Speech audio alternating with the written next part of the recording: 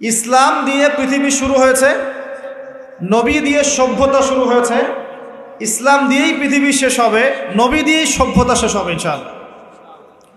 শুরু হয়েছে আদম আলাইহিস সালামকে দিয়ে এবং শেষ হবে ইনশাআল্লাহ তাআলা নবী ঈসা আলাইহিস সালামকে দিয়ে। এই কথাটা মাথায় রাখবেন। ইহুদিরা অপেক্ষা করে বসে আছে। কিসের অপেক্ষায় বসে আছে? সব ইহুদি না অবশ্য, যারা জালেম, জায়নিস্ট, বদ, এরা অপেক্ষা করে বসে আছে যে শেষ জামানায় তাদের একজন মাসিহ আসবে। কি আসবে? মাসিহ মানে ত্রাণকর্তা, উদ্ধারকর্তা। যেই মাসিহ আসলে পরে তারা সারা বিশ্বটাকে শাসন করবে এই জেরুজালেম থেকে। কোন জায়গা থেকে? নাম শুনছেন? কোন দিকে এটা? ইসরায়েলে। আচ্ছা, ইসরায়েলের না, এটা ফিলিস্তিনের। কার? এই জায়গার মালিক কে? এই জায়গার মালিক আমরা। এটা আমাদের জায়গা। 3টা মসজিদ আপনি সফর করবেন সোয়াবের আশায়, তার সবচেয়ে শ্রেষ্ঠ মসজিদ হারাম মানে মক্কায় 1 রাকাত নামাজ পড়বেন, 1 লক্ষ রাকাত নামাজের সওয়াব হবে ইনশাআল্লাহ। 2 নাম্বার মদিনা, 1 রাকাত নামাজ পড়বেন, 1000 রাকাত নামাজের নেকি হবে ইনশাআল্লাহ। 3 নাম্বার কি? এই যে আকসা, আমরা তো ভুলেই গেছি। আকসা আমাদের, আকসা কাদের? তারা দখল করে নিয়েছে। আচ্ছা, দখল করেছে আমাদের কারণেই, আমাদের দুর্বলতার কারণেই। কিন্তু এই ভোগ দখল চূড়ান্ত হবে না, কারণ তারা অপেক্ষা করছে একজন মাসিহের জন্যে, যেই মাসিহ আসলে পরে তারা জেরুজালেম থেকে বিশ্ব শাসন করবে। এখন কিন্তু বিশ্বের বড় বড় ডিপার্টমেন্টগুলো ওরা শাসন করে। খেয়াল করেছেন কি? আপনি যে প্রযুক্তি ব্যবহার করেন এগুলোর চাবিকাঠি ওদের হাতে। আপনি যে অর্থনৈতিক সিস্টেমটা ফলো করেন, ব্যাংকিং সিস্টেমগুলোর কথাই বলছি, এর মূল সূত্র কিন্তু ওদের হাতে, সুতা ওদের হাতে, লাটাই। ইভেন আমরা যে পলিটিক্যাল সিস্টেমগুলো ফলো করি না, এগুলোর তন্ত্রমন্ত্র ওরাই দিয়েছে। যে মিডিয়াগুলো আছে বিশ্বে বড় বড়, সব কিছু ওদের হাতে। ফাইন্যান্স বলে, ফাইন্যান্স মানে বাণিজ্য, ট্রেড, এগুলো ওদের হাতে। বিশ্বের বড় বড় সেক্টরগুলো ওরা শাসন করছে, এটা সত্য। আরেকটা মারাত্মক কথা হচ্ছে, বিশ্বকে শাসন করতে হলে কিছু অস্ত্র লাগে। কি লাগে? অস্ত্র শস্ত্র ছাড়া হবে না। একটা দেশের সাথে একটা দেশের মনে করেন খারাপ সম্পর্ক, এখন একটা দেশের কাছে আছে দাকুরাল, আরেকটার কাছে আছে পারমাণবিক অস্ত্র। কে জিতবে? যার কাছে যত ভারী অস্ত্র আছে, শক্তিশালী, তার দাপট তত বেশি। তো এইসব বড় বড় মারণাস্ত্রগুলো, যেগুলোকে আমরা বলি নিউক্লিয়ার ওয়েপেন্স অথবা বলি থার্মোনিউক্লিয়ার ওয়েপেন্স, এগুলো ওদের হাতে। মাসিহ আসলে পরে তারা বিশ্ব শাসন করবে, এটা ওদের যে তালমুদ, এই গ্রন্থের মধ্যে লেখা আছে। এবং তারা মনে করে যে এই দাজ্জালই হচ্ছে মাসিহ, তারা মনে করে। আর আমরা জানি হাদিস থেকে এই দাজ্জাল সত্যিকারের মাসিহ নয়। সত্যিকারের মাসিহ কে? ঈসা আলাইহিস সালাম। আল্লাহ পাক ঈসা আলাইহিস সালামের হাতে এই মিথ্যা মাসিহকে মেরে ফেলবেন প্যালেস্টাইনের বাবেলুদ নামক জায়গায়। কোন জায়গা? বাবেলুদ, হাদিসে বর্ণিত আছে। এবং তাকে মারার পরে নবী ঈসা আলাইহিস সালাম সেখান থেকে পুরো বিশ্বে আবারও ইসলামিক একটা খিলাফা কায়েম করবেন ইনশাআল্লাহ তাআলা। এটা হচ্ছে ইসলামের গন্তব্য, এটা হবেই। পৃথিবীর যত পরাশক্তিগুলো আছে এরা সবাই যদি ঐক্যবদ্ধ হয়ে যায় এবং এই ভবিষ্যৎবাণীটাকে মুছে ফেলতে চায়, কশ্চিনকালেও সফল হবে না ইনশাআল্লাহ। কারণ এটা বলেছেন কে? স্বয়ং আল্লাহ এবং তার রাসূল মুহাম্মদ সাল্লাল্লাহু আলাইহি ওয়াসাল্লাম। এটা আমাদের গন্তব্য, এটা সুসংবাদ দিয়ে শুরু করলাম।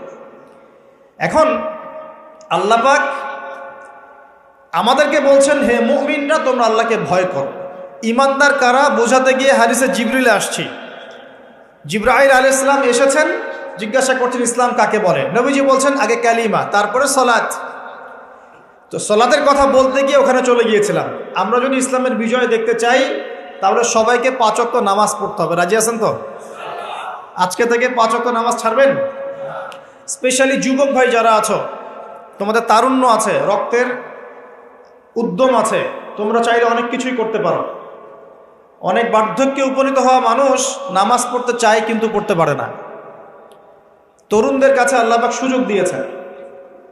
আর ইসলামের বিরোধী শক্তি যারা আছে তারা খুব ভালো করেই জানে কিন্তু যে ইসলামের বিজয়ে সবচেয়ে বড় ভূমিকা রাখতে পারে তরুণ সমাজ, যুবক সমাজ, যুব সমাজ, তরুণ প্রজন্ম। এ কারণেই তো দেখবেন তরুণ প্রজন্মকে তাদের উদ্দেশ্য থেকে সরিয়ে দেওয়ার জন্যে তারা আপনার সামনে অনেকগুলো টোপ দিয়ে দিয়েছে। দেখাবো টোপ কয়েকটা। 1 নম্বর টোপ দিয়েছে মেয়ে নারী জাতি, মেয়েদেরকে বেপর্দা করে তোমার সামনে উপস্থাপন করে দিয়েছে, ফ্রি মিক্সিং। এখন তুমি আর ঈমান ধরে রাখতে পারছো না, এটা পরিকল্পিত ছিল। কারণ আল্লাহ পাক বলছেন যুজ্জিনা লিন-নাস হুব্বুশ শাহাওয়াতি মিনান নিসা, মানুষের জন্য সবচেয়ে যে আকর্ষণীয় বিষয়গুলো তার মধ্যে 1 নম্বর হচ্ছে মহিলা, মানে মেয়ে, নারী জাতি। এটা আমাদের কাছে সবচেয়ে আকর্ষণীয়। আল্লাহ পাকের সবচেয়ে সুন্দর সৃষ্টিকে মানুষ না, মানুষের মধ্যে আল্লাহ পাকের সবচেয়ে শ্রেষ্ঠ সৃষ্টিকে নারী জাতি। আল্লাহ পাক তাদেরকে সুন্দর করে সৃষ্টি করেছেন, তাই নয় কি? এ কারণে পুরুষদের সবচেয়ে আকর্ষণের জায়গা কোনটা? নারী জাতি। এ কারণে মেয়েদেরকে বেপর্দা করে তোমার সামনে ছেড়ে দেওয়া হয়েছে। জেনা বেড়েছে, ব্যভিচার বেড়েছে, ফ্রি মিক্সিং বেড়েছে, ধর্ষণ বেড়েছে, এই যে হারাম প্রেমের সম্পর্কগুলো বেড়েছে। যুবকেরা তাদের জীবনের উদ্দেশ্য ভুলে গেছে। আমার কথা কি বুঝতে পারছেন? আচ্ছা, এটা 1 নম্বর। 2, মাদক। যুবকদের সামনে মাদকের সহজলভ্যতা, চাইলেই হাত বাড়ালেই মাদক, হাত বাড়ালেই ইয়াবা, হাত বাড়ালেই ফেন্সিডিল, হাত বাড়ালেই হেরোইন, তাই না? কথা ঠিক না ঠিক? যদি কেউ চায় যে আমি আজকে রাত্রে মাদক খাবো, সে পারবে, হাত বাড়ালেই পারবে। এখনকার সমাজ এমন, যদি কেউ চায় যে আজকের রাত্রে আমি পতিতালয়ে গিয়ে রাত কাটাবো, সে পারবে। 500 টাকা 1000 টাকার বিনিময়ে মানুষ এখন জেনা করতে পারে না? 5 টাকা 10 টাকা 50 100 টাকা দিয়ে মানুষ এখন ইয়াবা কিনে খেতে পারে। আর যারা সীমান্তবর্তী অঞ্চলে আছেন তারা আরো ভালো জানেন আমার কথা কতটুকু সত্য কতটুকু মিথ্যা। যুবকদের সামনে মাদক এমনি দেওয়া হয় নাই। উদ্দেশ্য কি? তোমার দ্বারা ইসলামের বিজয় সম্ভব ছিল।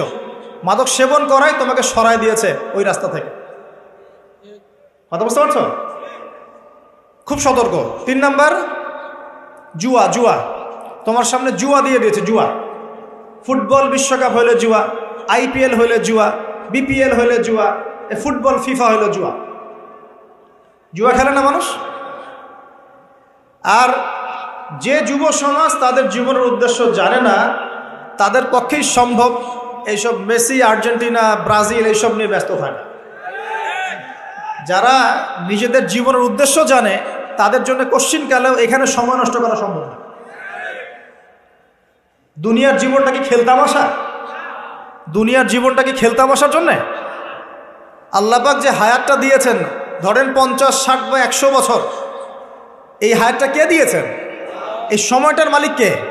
তাহলে আল্লাহ যদি সময়ের মালিক হয়, আমি কেন সময় 1 ঘন্টা অপচয় করবো ওখানে বসে বসে? এই সময়টাকে আমার নাকি? সময়টা আমার বাপের নাকি? সময়টা কার? আল্লাহর দেওয়ার সময় আমি টিভি সেটের সামনে বসে বসে 1.5 ঘন্টা নষ্ট করে ফেললাম। খেললো 2টা দল আর তালি বাজছে, আমি মাশাআল্লাহ।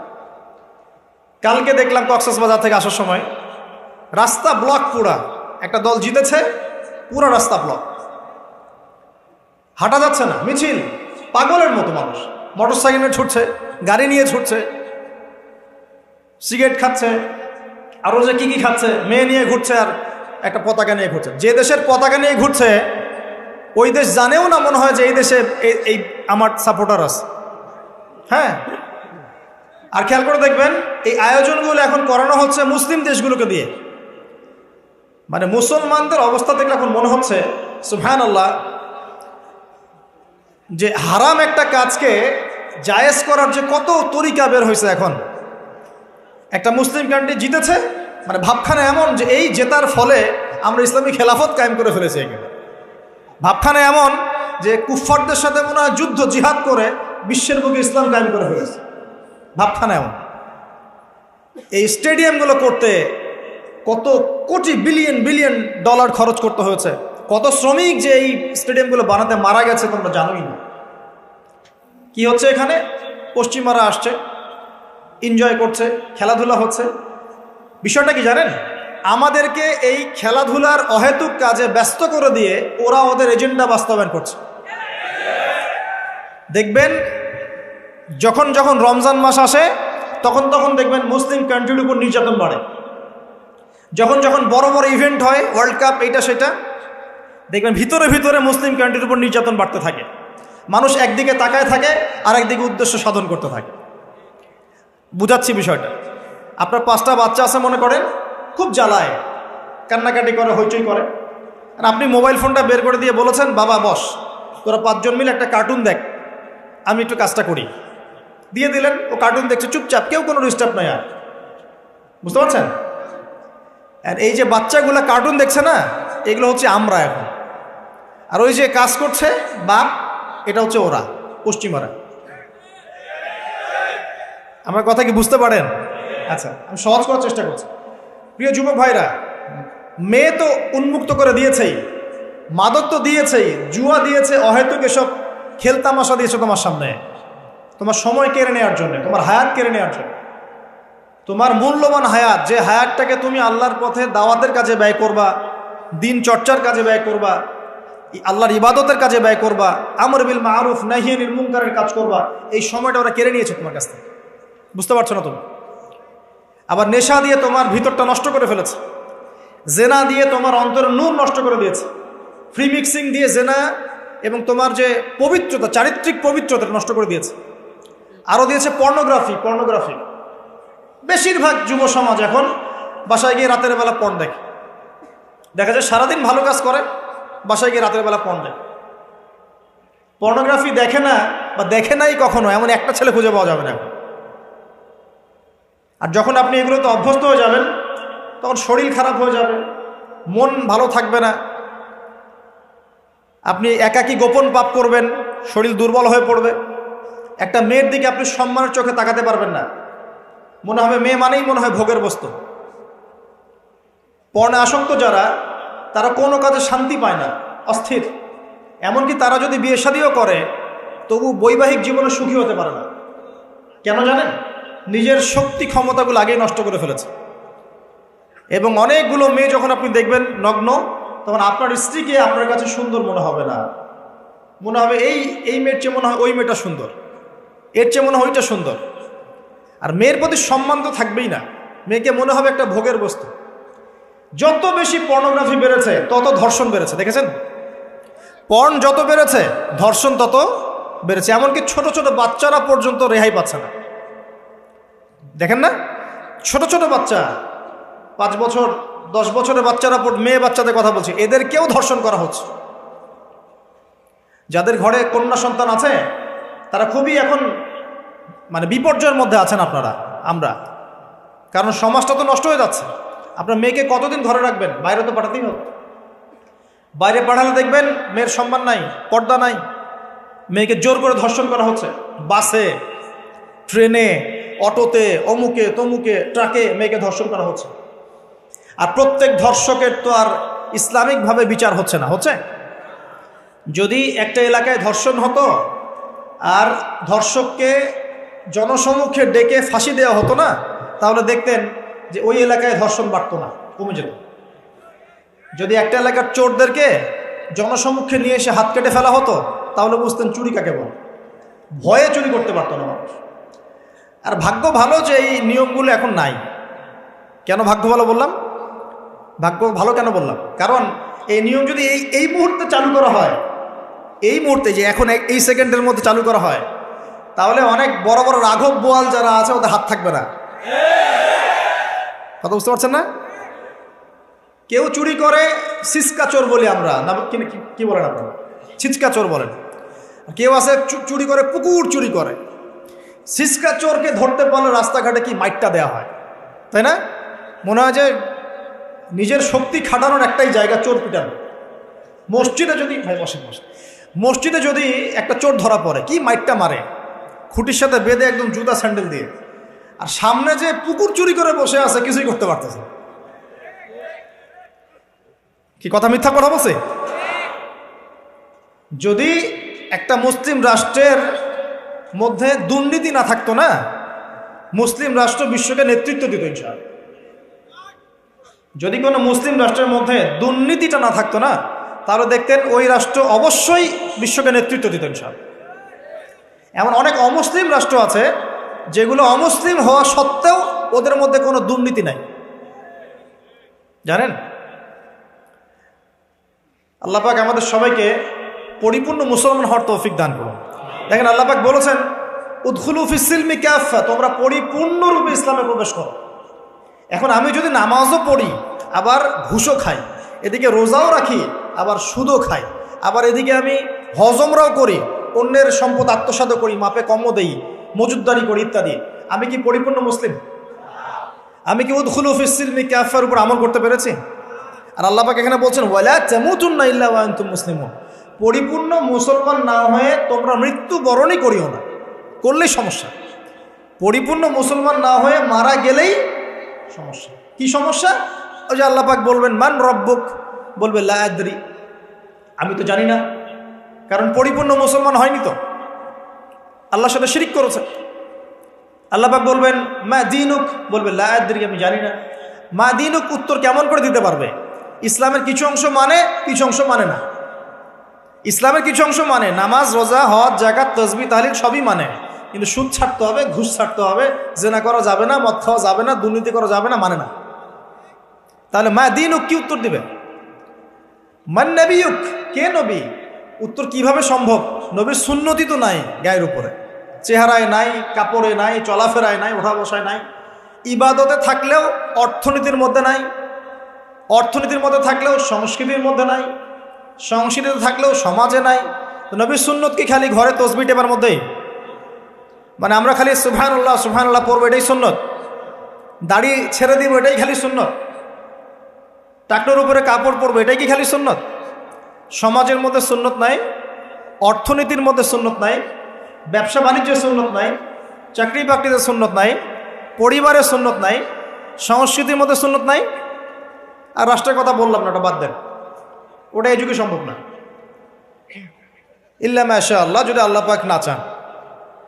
ওইদিকে আমি কথাই বলতে যাচ্ছি না, আমি সমাজ পর্যন্তই আছি, আর এর উপর যাচ্ছি না। তো প্রিয় ভাইয়েরা, যুবক ভাইদের কথা বলে আমি সামনে যাব। এক নাম্বার কি বলেছি, তোমরা সতর্ক থাকবে মেয়ে থেকে। কি থেকে? মেয়ে থেকে 100 হাত দূরে। 100 হাত মানে আমি বলি, পরামর্শ দেই, আমি তোমাদের ভাইয়ের মতো, ছোট হই আর বড় হই। আর আমাকে এইসব আল্লামা শায়েখ এইসব বলার দরকার নাই, আমি একদম তালেবে ইলম। এখানে বড় বড় অনেক আলেম ওলামায়ে কেরাম আছেন, আমি খুব বিব্রত বোধ করছি কথা বলতে। আমি জানি যে হকপন্থী ওলামায়ে কেরাম যারা, তারা আমাদের মতো অনলাইনেও আসেন না, এই ফেসবুক ইউটিউবে ভিডিও পাবেন না, এমনও আলেম বাংলাদেশে আছেন জানেন, যারা বহু আলেম তৈরি করছেন, মাদ্রাসা খেদমত করছেন। তো তাদের সামনে আমাদেরকে যখন এইভাবে টাইটেল দেন, লজ্জা লাগে, বিব্রত বোধ করি। শেখার কোনো শেষ নাই। আমি একসময় মনে করতাম যে আমি যখন ইন্টারমিডিয়েটের পর থেকে চর্চা করা শুরু করছি, অনার্স মাস্টার্স পর্যন্ত, মনে করছি যে হ্যাঁ, মনে হয় ইসলাম সম্পর্কে ভালোই জানছি। তারপর যখন কওমি আলেমদের কাছে পড়তে শুরু করলাম, বলি এগুলো ভিতরের কথা, খোলামেলা বলি, গল্প করছি আপনাদের সাথে, রাগ করছেন নাকি? তখন বুঝলাম যে বিগত 5-7 বছরে তো আমি কিছু পড়াশোনা করছি বলে মনে হচ্ছে না। যেমন একটা হাদিস শো করে বললাম যে ওস্তাদ, এই যে আল্লাহ রাসূল সাল্লাল্লাহু আলাইহি ওয়াসাল্লাম বলেছেন যে একজন মুমিন ব্যক্তি আর একজন মুমিন ব্যক্তির আয়না স্বরূপ। কি স্বরূপ? আয়না স্বরূপ। তো আমি যদি অনলাইনে কোনো ভাইয়ের ভুল ধরিয়ে দেই সমালোচনার মাধ্যমে, তাহলে কি আমি হাদিসের উপর আমল করলাম না? তখন ওস্তাদ মিটিমিটি হাসছেন, বলছেন যে তোমার তো টুকটাক অ্যারাবিক গ্রামারের বেস ভালোই, তোমার কি মনে হয়? আমি বললাম যে আমার কাছে তো এটাই মনে হচ্ছে যে আমি যদি সমালোচনা করি, আমি তো এই আমর বিল মারুফ নাহি আনিল মুনকারের কাজই করলাম। তো তিনি বলছেন আসলে এই হাদিসের ব্যাখ্যা এমন নয়। কেমন ব্যাখ্যা? তুমি কি খেয়াল করো নাই? আমাকে বলছে তুমি কি খেয়াল করো নাই, তুমি যখন আয়নার সামনে গিয়ে দাঁড়াও, তখন আয়না কিন্তু তোমার সাথে কথা বলে না, আয়না নীরব থাকে, স্থির থাকে, কিন্তু তোমার দোষ ত্রুটি কোথায় আয়না কিন্তু দেখিয়ে দেয়। মনে করেন, বোঝাচ্ছি, মনে করেন আপনার গাল কেটে গেছে, আপনি আয়নার সামনে দাঁড়িয়েছেন, আয়না কিন্তু আপনাকে বলে দিবে না এই যে তোমার গাল কাটা, এই ছেলে তোমার গাল কাটা, হ্যাঁ এই মেয়ে, এই ছেলে তোমার এই সমস্যা ওই সমস্যা, বলবে? চুপচাপ থাকবে, আয়না দেখিয়ে দিবে আপনার ভুলটা কোথায়। তো তিনি আমাকে হাদিসের ব্যাখ্যা শেখাচ্ছেন, বলছেন যে একজন মুমিন ভাই যদি কোনো ভুলের উপর থাকে, তুমি সঠিকটা আমল করে ওর সামনে দাঁড়িয়ে দেখিয়ে দিবে যেটা সঠিক। তো বুঝলাম, যতদিন যাচ্ছে আমি বুঝতে পারছি যে আসলে এই জ্ঞানের সমুদ্র যে কত গভীর, 100 বছর হায়াত দিলেও মনে হয় শেষ করতে পারবো না। তো প্রিয় যুবক ভাইরা, নসিহত করছি, সেটা হচ্ছে যে দিনের জ্ঞান অর্জন করতে হবে। জ্ঞান অর্জনের কোনো বিকল্প নাই। আর জ্ঞান অর্জনের জন্য শুধুমাত্র ফেসবুক, ইউটিউব যথেষ্ট নয়। এগুলো কনস্ট্রাকটিভ কোনো মাধ্যম নয়, বরং ফিতনা ছড়াবে এগুলো কিন্তু বেশিরভাগ ক্ষেত্রে ফিতনাই ছড়াচ্ছে। আপনার কাছে মনে হচ্ছে হয়তো যে অনেক কিছু লাইভ হচ্ছে, আমরা পাচ্ছি, হ্যাঁ, অনলাইনের মাধ্যমে জানছি, হ্যাঁ ঠিক আছে, স্বীকার করি ভালো আছে, কিন্তু এর মন্দটা অনেক বেশি। এর মধ্য দিয়ে আলেমে বিভক্তি হয়ে গেছে। এর মধ্য দিয়ে একে অপরের সাথে আমাদের সম্পর্ক নষ্ট হয়ে যাচ্ছে। গীবত, তহমত, সমালোচনা, কাদা ছড়াছড়ি সংস্কৃতি বাড়ছে, ঐক্য বিনষ্ট হচ্ছে, অনেক সমস্যা হচ্ছে। আর এগুলো কনস্ট্রাকটিভ সিলেবাস নয়। সিলেবাস আপনাকে ওলামায়ে কেরামের কাছে এসে জানতে হবে। আমি বলছি 1 নাম্বার কোরআন থাকবে। আপনাদের জেনারেলদের জন্য বলছি, কারণ আপনাদের জন্য এটা এত সহজ হবে না। মাদ্রাসা যারা পড়া শুরু করেছেন ছোটবেলা থেকে তাদের জন্য সহজ, আপনাদের জন্য এত সহজ নয়। সিলেবাসগুলো পড়তে হবে আগে। পবিত্র কোরআনের বিশুদ্ধ তেলাওয়াত শিখতেই হবে, এবং প্রত্যেক দিন চেষ্টা করবেন 1 পৃষ্ঠা 2 পৃষ্ঠা, আধা পারা 1 পারা করে তেলাওয়াত করার জন্য। তেলাওয়াতের কোনো বিকল্প নাই, প্রত্যেক হরফে 10 নাকি পাবেন ইনশাআল্লাহ। এরপরে এর ভাষা আছে, কোরআনিক গ্রামার আছে, নাহু সরফের অনেক বই আছে, এগুলো পড়তে হবে। আর এই বইগুলো আপনি একা পড়তে পারবেন না। এই বইগুলো পড়তে হলে ওস্তাদ লাগবেই। একটা বই 2 বছর করে পড়তে হইতে পারে, পড়তে হবে। যদি আপনি কোরআন জানতে চান, বুঝতে চান, পড়তে হবেই। আর যদি মনে করেন না আমার এত জানা বোঝার দরকার নাই, সেটা আলাদা বিষয়। তখন আপনি ওলামায়ে কেরামের কাছে গিয়ে জিজ্ঞাসা করে মাসআলা নিয়ে নেবেন। এখানে একটা কথা বলে দিই, এখন আবার একটা নতুন আমি ফিতনাই বলবো বের হয়েছে যে আলেম ওলামার প্রয়োজন নাই, কোরআন হাদিস বাসায় পড়বা, নিজে একাই মুস্তাহিদ হয়ে যাবা। অনেক দিনই ভাইকে দেখছি আমি, যুবক, ইয়াং, তার আগে বিপদগামী ছিলেন, হেদায়েত হয়ে ইসলামের দিকে এসেছেন, এখন প্রথমেই সহিহ বুখারী টান দিয়ে পড়া শুরু করবেন। কে বললো আপনাকে প্রথমে সহিহ বুখারী পড়তে? আপনি কি এক লাভ দিয়ে এই মেডিকেল সায়েন্সের বই পড়তে যাবেন?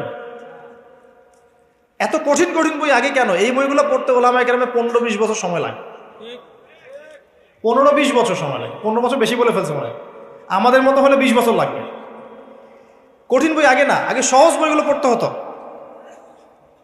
তো ভাবখানা তখন দেখা যায় এমন, কয়েকটা হাদিসের কিতাব পড়ে, কোরআনের কিছু অনুবাদ পড়ে, আলেম ওলামার আর দরকার নাই, কোনো মাযহাবেরও দরকার নাই, আমি নিজে একাই মুস্তাহিদ। এটা একটা ফিতনা চলছে। তো আমি বুঝাচ্ছি আপনাকে, একটা মাসআলা ধরেন আপনার সামনে আসলো, মনে করেন ওই যে আমি পেপার মানি নিয়ে কথা বলেছিলাম না, কাগজের টাকা, এরপর আসছে ক্রিপ্টোকারেন্সি। কি আসছে? নাম শোনেন নাই? ইলেকট্রনিক মানি তো চলে আসছে, যে ইলেকট্রনিক মানি দিয়ে আপনারা লেনদেন করছেন না, এরপরে আসবে ক্রিপ্টোকারেন্সি। ক্রিপ্টোকারেন্সি মানে বিটকয়েন। এগুলো ভবিষ্যৎবাণী না, কিন্তু কিছু মানুষ মনে করে এগুলো ভবিষ্যৎবাণী। এগুলো ভবিষ্যৎবাণী না, এগুলো বর্তমান। অলরেডি পৃথিবীর কিছু কিছু দেশে চলে আসছে, হয়তো বা এদেশেও অচিরে আসবে। তো মনে করেন এখন আপনি একজন সাধারণ মানুষ, ক্রিপ্টোকারেন্সি কী জিনিস আপনি বোঝেন না। এখন আপনি একজন আলেমের কাছে আসলেন, এসে বললেন যে হুজুর, ক্রিপ্টোকারেন্সি কী জিনিস আমি বুঝি না, এটা হালাল না হারাম, জায়েজ না জায়েজ, কতটুকু রাখা যাবে না, মাসআলা দেন। এখন আমি যদি আপনাকে বলি, এই যে ভাই নেন কোরআন, এই যে তাফসীর ইবনে কাসির নেন, জালালাইন নেন, মারিফুল কোরআন নেন, এই যে বুখারী, মুসলিম, তিরমিজি, আবু দাউদ, নাসাই, সবগুলো নেন, বাসায় গিয়ে পড়াশোনা করে মাসআলা বের করেন। পারবেন? সম্ভব কি? কে পারবে? যিনি মুস্তাহিদ। আর একটা সমাজের মধ্যে মুস্তাহিদ মানুষের সংখ্যা কতজন থাকে? অল্প কিছু। বেশিরভাগ মানুষই তো অন্ধ অনুকরণ তাকলিদ করতে হবে তাকে। তখন এই যে আপনি আমার কাছ থেকে মাসআলাটা জানলেন, এই মাসআলা জেনে নেওয়াটা কি আপনার জন্য উচিত না অনুচিত? আপনার এই মাসআলা জেনে নেওয়াটা কি উচিত না অনুচিত? এই মাসআলা আমার কাছে বা আলেমের কাছে না জানলে কিভাবে শিখবেন আপনি? শেখার জন্য আপনাকে আসতে হবে না? এটাই মাযহাব। এখানে বিভ্রান্তির কোনো সুযোগ নাই যে আমি এগুলা মানি না, আমি খালি বইপত্র একা পড়বো, আলেম হয়ে যাবে, সম্ভব না। যখন আমরা কলেজে পড়তাম অনেক সময় মনে হতো যে হয়তো বা সম্ভব। যখন পড়া শুরু করেছি তখন দেখছি যে না, এই সমুদ্রে ডুব দেওয়া কেবল শুরু, এর তলানি খুঁজে বের করতে 100 বছর লাগবে মনে হয়। আল্লাহ ভালো জানেন। আল্লাহু আকবার। দিনের জ্ঞান এত বেশি। আলী রাদিয়াল্লাহু আনহু একটা কথা বলে দেই, দিয়ে সামনে যাচ্ছি। আলী রাদিয়াল্লাহু আনহু শেষ বয়সে বলছেন, তাকে প্রশ্ন করা হচ্ছে যে আপনার কি কোনো দুঃখ আছে জীবনে? আলী রাদিয়াল্লাহু আনহু বলছেন যে আমি শুরু থেকে নবী সাল্লাল্লাহু আলাইহি ওয়াসাল্লামের পাশে ছিলাম, আমার দুঃখ নাই, তবে একটা মনের কষ্ট। কি? আমি যে জ্ঞানগুলো শিখেছি নবীর কাছ থেকে সাল্লাল্লাহু আলাইহি ওয়াসাল্লাম, সেই জ্ঞান বিতরণ করার জন্য কোনো পাত্র খুঁজে পেলাম না। কি গভীর কথা! যে জ্ঞান শিখেছি এটা বিতরণ করার পাত্রই খুঁজে পেলাম না। তাহলে পাত্র, আমরা তো পাত্র, জ্ঞান বিতরণ করবেন উলামায়ে কেরাম। পাত্র আমরা যদি পরিষ্কার না হয় জ্ঞান কিভাবে পাবেন? সম্ভব না। আরেকটা বিষয় বলে দেই, যখন আপনি জ্ঞানের চর্চায় মাঠে নামবেন, আল্লাহ পাক আপনার সম্মানার্থে ফেরেশতার পাখা আপনার পায়ের নিচে বিছিয়ে দিবেন ইনশাআল্লাহ। আর যখন আপনি জ্ঞান চর্চা করে আলেম হবেন ইনশাআল্লাহ তাআলা, আপনার জন্যে আসমান জমিনের সমস্ত মাখলুক, এমনকি সমুদ্রের নিচের মাছ, গর্তের ভিতরের পিপিলিকা, সবাই আল্লাহর কাছে আপনার জন্য ইস্তেগফার করবে ইনশাআল্লাহ। একটা হাদিসে নবীজি বলেছেন যে আকাশের চাঁদটাকে তোমরা যেমন দেখো উজ্জ্বল অন্য নক্ষত্রগুলোর তুলনায়, ঠিক তেমনি সাধারণ মানুষের উপরে একজন আলেমের মর্যাদা এমন। তো প্রিয় ভাইয়েরা, যুবক ভাইদেরকে বলছে স্পেশালি, আজকের লেকচারটা স্পেশালি তোমাদের জন্যই, যে এই ফাঁদগুলো থেকে বেঁচে থাকবে এবং এলেম অর্জন করবে। এলেম অর্জনের কোনো বিকল্প নয়, এবং এলেম অর্জনের জন্য সিলেবাস লাগবে। আর অনেক বইপত্র একা একা পড়তে পারবে না, আলেম ওলামাদের সংস্পর্শ লাগবেই, অন্যথায় পারবে না। এর পাশাপাশি আপনি সিরাতের বই পড়বেন, ইতিহাস পড়বেন, ইসলামিক অর্থনীতি পড়বেন, হ্যাঁ, ভূরাজনৈতিক প্রেক্ষাপটের বইগুলো পড়বেন, এগুলো ঠিক আছে। এবং জেনারেল লাইনে যেখানে পড়াশোনা করছেন, এই পড়াশোনাও কন্টিনিউ করবেন, এবং আপনার প্রতিভা দিয়ে আপনার জায়গা থেকেই ইসলামের খেদমত করবেন ইনশাআল্লাহ তাআলা। পারা যাবে না? আল্লাহ তৌফিক দান করুন। যুবক ভাইদের সামনে এই ফাঁদ। কেন ফাঁদ? কারণ যুবক ভাইরা যদি জীবনের উদ্দেশ্য জেনে ফেলে এবং ইসলাম প্রতিষ্ঠার কাজে আত্মনিয়োগ করে, তাহলে কুফফার শক্তি পালানোর জায়গা খুঁজে পাবে না ইনশাআল্লাহ। প্রিয় ভাইরা, আল্লাহ রাব্বুল আলামিন বলছেন মুমিনদেরকে, হে মুমিনরা, তোমরা আল্লাহকে ভয় করো। দেখুন, 6টা পিলারে বিশ্বাস না করা পর্যন্ত কেউ মুমিন হয় না। কয়টা পিলার? 1 নাম্বার হচ্ছে আল্লাহর প্রতি বিশ্বাস। 1 নাম্বার আল্লাহর প্রতি বিশ্বাস। 2 ফেরেশতা মণ্ডলীর প্রতি বিশ্বাস। 3 আসমানি কিতাব সমূহে বিশ্বাস। 4 নবী রসুলগণের প্রতি বিশ্বাস। 5 পরকালের প্রতি বিশ্বাস। এবং 6 তাকদীরের ভালো মন্দের প্রতি বিশ্বাস। এই 6টা পিলারকে মনে বিশ্বাস করতে হয়, মুখে স্বীকৃতি দেওয়া লাগে, এবং কাজেও বাস্তবায়ন করতে হয়, তারপর আপনি মুমিন হবেন ইনশাআল্লাহ। আল্লাহ পাক বলছেন আমাদেরকে, এই মুমিনদেরকে, তোমরা আল্লাহকে ভয় করো, ভয় করার মতো ভয় করো। এটার ব্যাখ্যা কি? ভয় করা মানে কি? শুধু নেক আমল করা মানেই আল্লাহকে ভয় করা নয়। আল্লাহ পাকের যত নিষেধ আছে, এই নিষেধগুলো ছেড়ে দেওয়ার নাম হলো আল্লাহকে ভয় করা। যদি আমি নামাজ পড়ি, প্রমাণিত হবে না যে আমি আল্লাহকে ভয় করি। আর হারাম ছেড়ে নামাজ পড়েন, হালাল খেয়ে নামাজ পড়েন, প্রমাণ হবে আপনি আল্লাহকে ভয় করেন। নামাজ পড়াটা একটু সহজ কাজ, কিন্তু এই হারাম রিজিক ছেড়ে দেয় এত সহজ কাজ নয়। রোজা রাখা সহজ কাজ তুলনামূলক, কিন্তু সুদ ঘুষ ছেড়ে দেওয়া এত সহজ কাজ নয়। তাসবিহ তাহলিল করা সহজ কাজ, কোরআন তেলাওয়াত করা সহজ কাজ তুলনামূলক, কিন্তু ওই বোনের সম্পত্তি তাকে ফিরিয়ে দেওয়া এত সহজ নয়। অন্য মুসলিম ভাইয়ের মান সম্মান রক্ষা করা তো সহজ নয়। পরিবারে পর্দা এবং নামাজ কায়েম করা তো সহজ নয়। এবং এই সুদ ঘুষ দুর্নীতি অন্যের সম্পদ আত্মসাৎ থেকে বের হয়ে আসা এত সহজ নয়।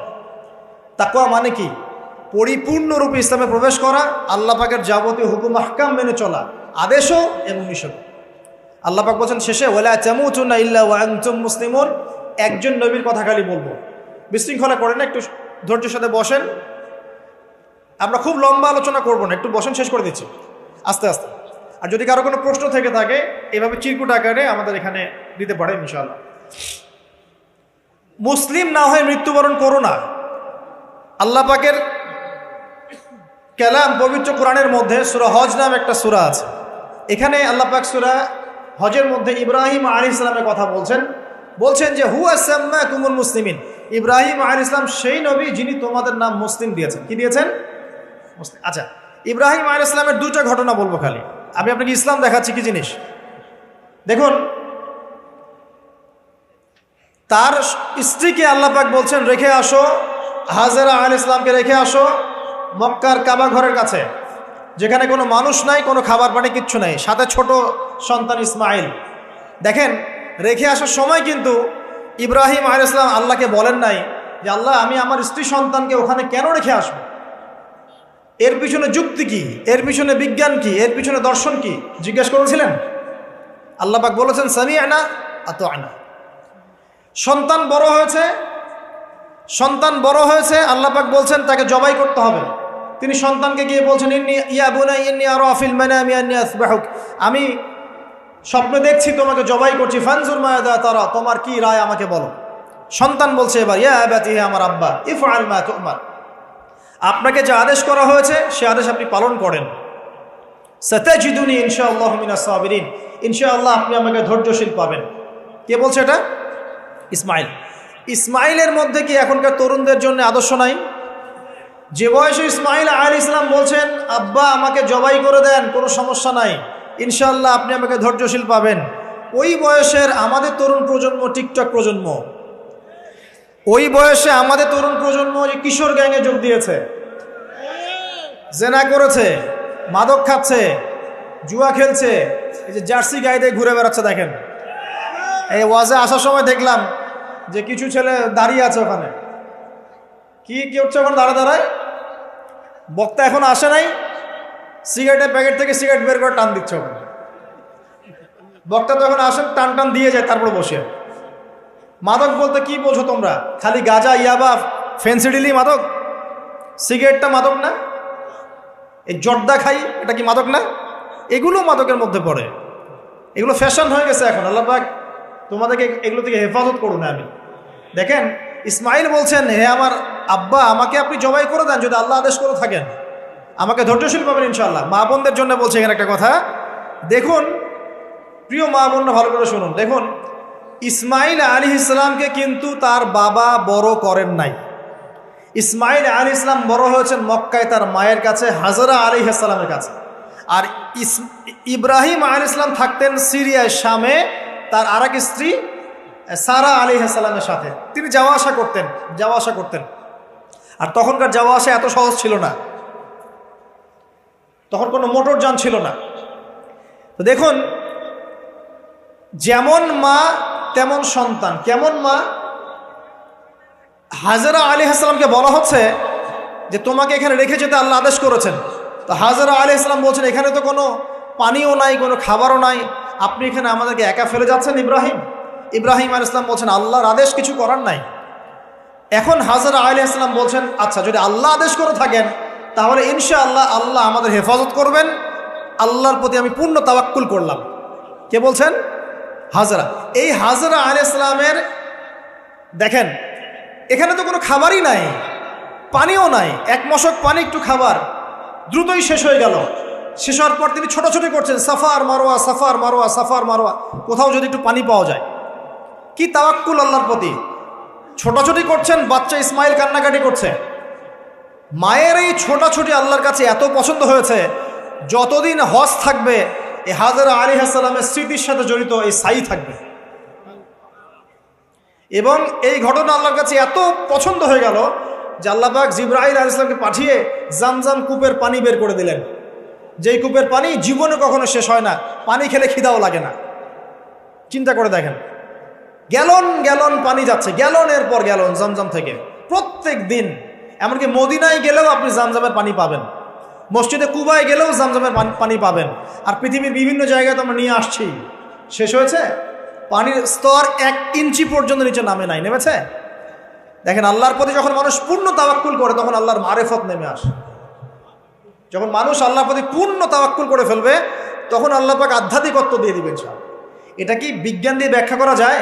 একজন ফেরেশতা আসলো, পাখা দিয়ে আঘাত করলো, মাটি থেকে ঝর্ণা বের হওয়া শুরু হলো, এখনকার বিজ্ঞান বিশ্বাস করবে? কোনো যুক্তি দর্শন বিশ্বাস করবে? করবে না। এই যে মা, তাওয়াক্কুল কারিনী মা, তার গর্ভ থেকে জন্ম নিয়েছে ইসমাইলের মতো সন্তান, যে বলছে আব্বা আমাকে জবাই করতে চাইলে করে দেন, কোনো সমস্যা নাই, আল্লাহর ইনশাআল্লাহ আপনি আমাকে ধৈর্যশীল পাবেন। সুবহানাল্লাহ। এই জন্য বলি, আমাদের পরিবারের মায়েরা যদি হাজরা আলাইহিস সালামের মতো হতে না পারে তাহলে ইসমাইলের মতো প্রজন্ম তৈরি হবে না। অতএব প্রিয় মা ও বোনেরা, একটা নসিহত যথেষ্ট আপনাদের জন্যে, যে নিজেরা হাজারা আলাইহিস সালামের মতো আল্লাহর প্রতি পূর্ণ তাওয়াক্কুলকারী হয়ে যান, নামাজ ছাড়িয়েন না। কোনো মহিলা যদি মাত্র 4টা কাজ করতে পারে, নবী সাল্লাল্লাহু আলাইহি ওয়াসাল্লাম বলেছেন জান্নাতে যাওয়ার জন্য সবগুলো দরজা খুলে দেওয়া হবে। 1 নাম্বার, কোনো মহিলা যদি 5 ওয়াক্ত নামাজ পড়ে, এখানে শুধু ফরজ নামাজের কথা বলা হচ্ছে, নফলের কথাও বলা হচ্ছে না। 2 নাম্বার, যদি একজন মহিলা রমজান মাসে সওম রাখে, ফরজ সওম, ফরজ রোজা, নফল রোজার কথাও বলা হচ্ছে না। 3 নাম্বার, যদি মহিলা, একজন নারী যদি তার সতীত্বকে হেফাজত করতে পারে, পর্দা মেনে চলতে পারে। এই পর্দা বলতে আমরা ডিজিটাল বোরখা বোঝাচ্ছি না। পোশাকটা এমন হবে না যে পোশাক পরেও গায়ের কাঠামো কতটুকু আটোসাটোটা বোঝা যায়, এই বোরখা চলবে না। বোরখা এমন হবে না, পোশাক এমন হবে না যে বাহির থেকে ভিতরের অঙ্গ দেখা যায়, এই বোরখা চলবে না।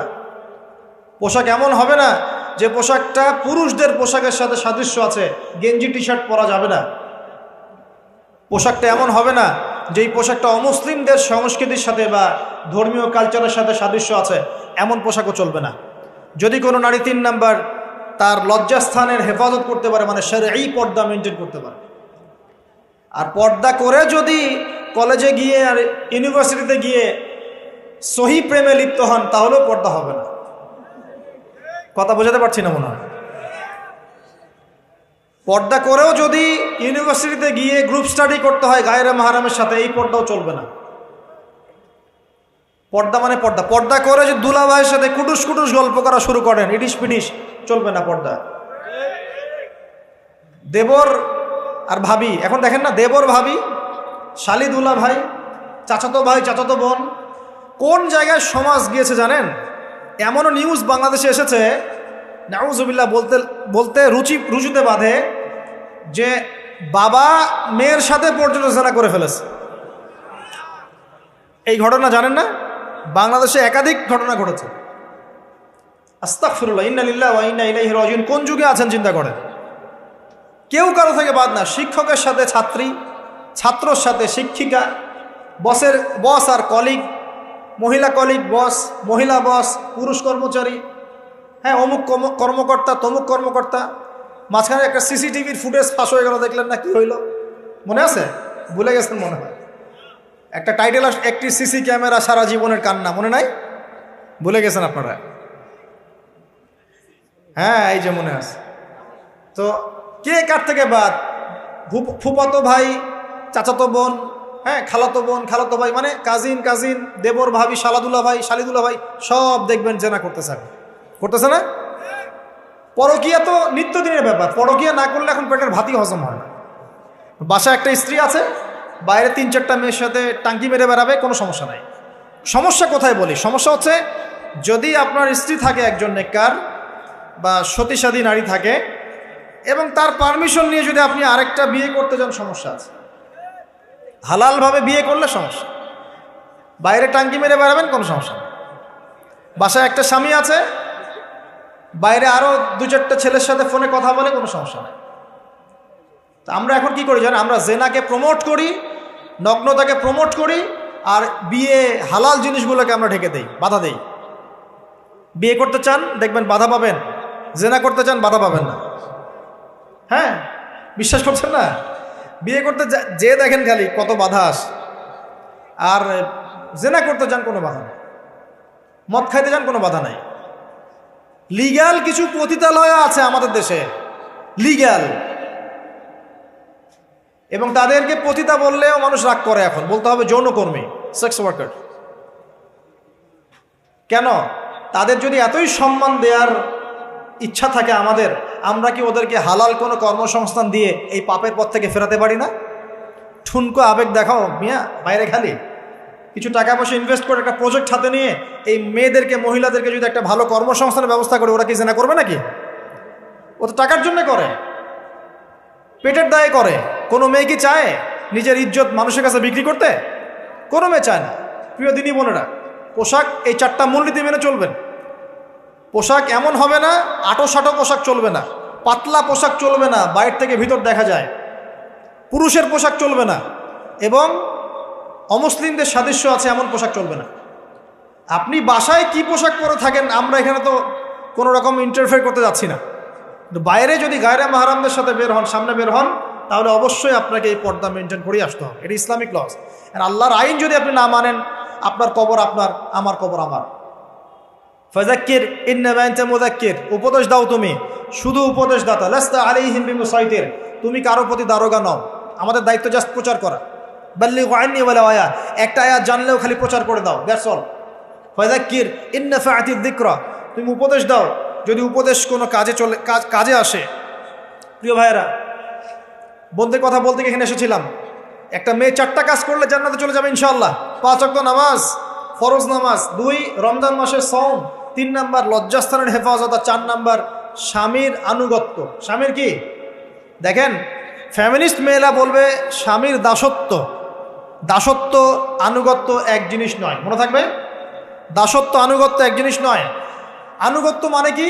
আনুগত্য মানে আপনার স্বামী আপনাকে কোরআন সুন্নাহর মতো চালানোর চেষ্টা করছে, আপনি এটা ফলো করবেন, আনুগত্য। আর আপনার স্বামী যদি আপনাকে কোরআন সুন্নাহর বাইরে যদি বলে যে আসো, অফিসের কলিগরা আসছে, আমার টেবিলে খাবার পরিবেশন করো, যাবেন না আপনি, আনুগত্য করবেন না। আপনার স্বামী বলছে যে সুন্দর করে সাজুগুজু করো, তো আজকে ঘুরে আসে সাজেক, ঠিক আছে, বাইকের পিছনে বসে আপনাকে নিয়ে যেতে যাচ্ছে, আপনি যাবেন না, বলবেন যে এরকম সাজুগুজু করে গায়রে মাহরামদের সামনে যাওয়া জায়েজ নাই। আনুগত্য কি? কোরআন সুন্নাহ সমর্থিত কাজে আপনি স্বামীকে ফলো করবেন, আনুগত্য। স্বামী যদি এমন কোন আদেশ করে যে আদেশটা কোরআন সুন্নাহর বাইরে যায়, আপনি এখানে কোনো আনুগত্য নাই। একটা হাদিস আছে, লা তাআতা লি মাখলুক ফি মা'সিয়াতিল খালিক, মানে স্রষ্টার অবাধ্যতায় সৃষ্টির কোনো আনুগত্য নাই। আল্লাহর অবাধ্যতায় সৃষ্টির কোনো আনুগত্য নাই। প্রিয় ভাইয়েরা, একটা আয়াত আমার জন্য যথেষ্ট হবে ইনশাআল্লাহ। মুমিন আমরা মুমিন না? আল্লাহ বিশ্বাস করি কি না? ফেরেশতায় বিশ্বাস করি না? নবী রাসূল আসমানি কিতাবে, পরকাল, তাকদীরে বিশ্বাস করি তো? আমরা সবাই ইসলামের বিজয় চাই কি না? আমরা সবাই পরিপূর্ণ মুসলমান হতে চাই কি না? আমরা চাই কি না যে আমাদের সাথে সাথে আমাদের পরিবারটাও জান্নাতে যাক? এবং আমরা চাই কি না যে আমাদের সমাজটাও ইসলামের আলো আলোকিত হোক? চাই কি না? যদি চাই, প্রিয় ভাইয়েরা, আমার 10টা নসিহত। কয়টা?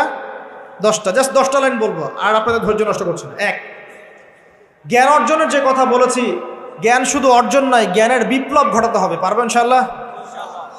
যে যেখানে পড়াশোনা করছেন করেন, কিন্তু ইসলামিক পড়াশোনা বাদ দিয়ে নয়। দিনের জ্ঞান আগে অর্জন করতে হবে, বাল্য বয়সে অর্জন করতে হবে। আল্লাহ তৌফিক দান করুন। 2 নাম্বার, প্রত্যেক দিন কোরআনকে সময় দিবেন। কি করবেন? প্রত্যেক দিন কোরআনকে সময় দিবেন। প্রত্যেক দিন মিনিমাম 1 ঘন্টা করে হলেও কোরআন তেলাওয়াত করার চেষ্টা করেন। পারবেন ইনশাআল্লাহ? 2। 3 নাম্বার, আপনার জীবনটাকে রাসূলুল্লাহ সাল্লাল্লাহু আলাইহি ওয়াসাল্লামের সুন্নাত দিয়ে সাজাতে হবে। প্রত্যেকটা কাজ করার আগে 3 বার চিন্তা করবেন। কয়বার? 3 বার, যে এই কাজটা কিভাবে করলে সুন্নত হবে, কিভাবে করলে সুন্নত হবে না। এই রাত্রে ঘুমাবেন, 3 বার চিন্তা করবেন যে কি কি কাজ করে ঘুমালে পরে ঘুমটা সুন্নত হবে, নেকি হবে। ওযু করবেন, সূরা ফালাক নাস ইখলাস পড়বেন, আয়াতুল কুরসি পড়বেন, সূরা বাকারার শেষে 2টা আয়াত পড়বেন, 33 বার সুবহানাল্লাহ, 33 বার আলহামদুলিল্লাহ, 34 বার আল্লাহু আকবার পড়বেন। ডান দিকে কাত হবেন, আল্লাহুম্মা বিইসমিকা আমুতু আহইয়া। ব্যাস। যদি 6 ঘন্টা ঘুমিয়ে থাকেন, 6 ঘন্টার প্রত্যেক সেকেন্ডে নেকি পাবেন ইনশাআল্লাহ। এর নাম সুন্নত। প্রতিটা কাজ সুন্নত মাফিক করতে হবে। একটা খালি কথা বলে দেই,